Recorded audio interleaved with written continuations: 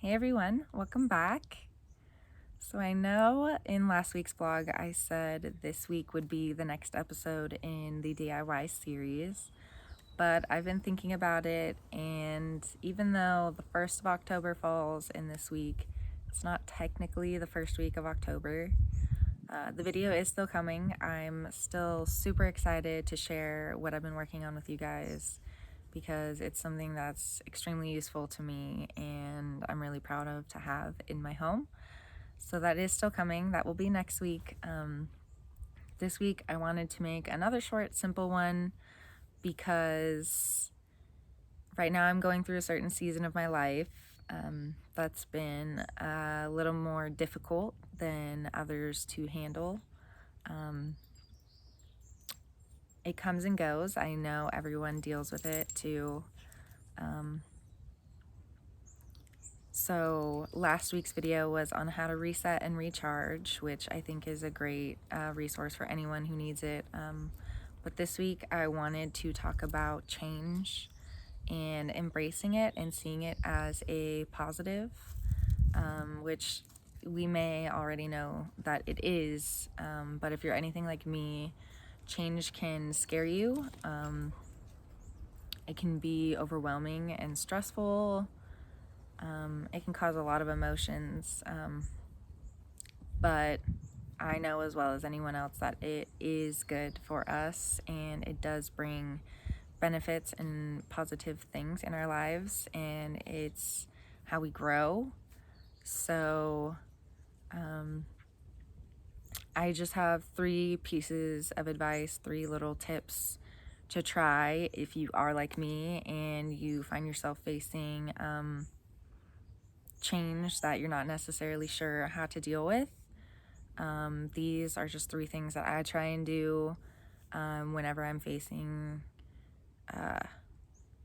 something kind of inevitable, like right at the moment that needs a decision on.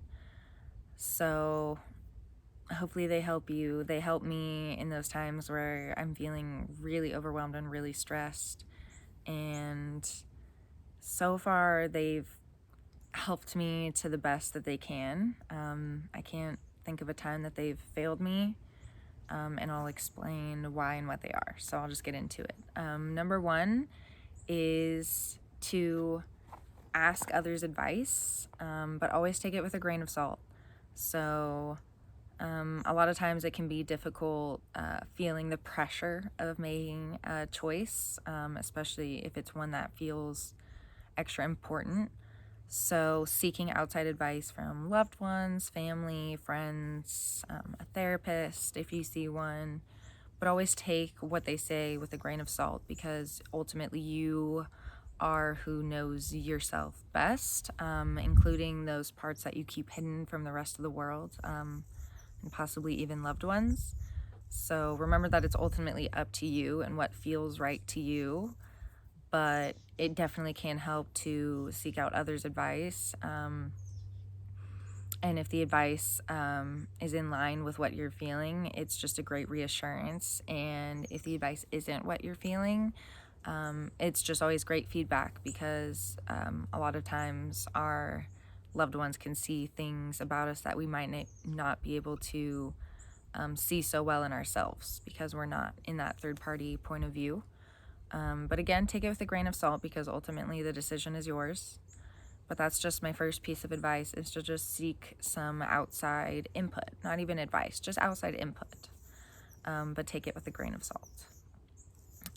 My second piece of advice, my second little tip, is to only deal with one thing at a time. So this is especially helpful if you are dealing with a lot of change at once, which sometimes in life we're lucky and we only have one huge change that we can allow ourselves to focus our energy and time into, and make it work well in our lives. And other times we're faced with so much change and so many decisions that it can feel extremely overwhelming to even try and know where to begin. So my piece of advice is to just start with one thing. So if there's a lot on your plate, write it all down. Write down all the decisions that are need to be made of you, all the changes that are needed to be implemented, and figure out what is the most important. Either like what has a deadline of needing a decision like right away, right now, or what would bring the most benefit to you and help you feel more motivated and able to tackle the other things that you need to tackle if you were to do that one first. And then just break it down bit by bit. So instead of focusing on it all at once and having to make all your decisions at once, if possible, try to break it down and make the decisions that you have to make right now and set the other ones aside, as stressful as that can be, and come back to them when you have that time and possibly less stress on your plate from having had settled some other decisions to then move on. So really nice and easy so far. One is to just seek outside input. Definitely take it with a grain of salt though. The second one is to break it down bit by bit and do one thing at a time.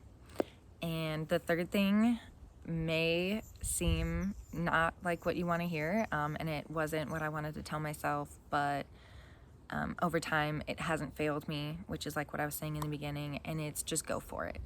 So if you've already sought outside input and either you're getting mixed reviews, some people are in line with what you're feeling and some people aren't, that can be frustrating and still leave you not knowing where to go. Or even if you are getting that outside input and it's in line with what you're feeling, but you're still feeling that scared feeling of moving forward with it, just go for it. Whether or not it works out, there will be something to take away from it. So whether it's a business venture or wanting to start a new hobby or finding ways to meet new friends or trying a new parenting technique, just go for it. And the worst that can happen is it doesn't work out, but even if it doesn't work out, you have lessons to take away from it. There's things you've learned. Maybe some parts of it worked and some parts didn't, and you can take those parts that did work and implement new ideas. And then other times when you've broken it down bit by bit and you've found that most important thing that you have to tackle, the deadline is immediately, if not very soon, and you are just feeling stuck. Like you do not know what would be best, and you're feeling like if you make a decision, you might have regret or remorse for the decision you made.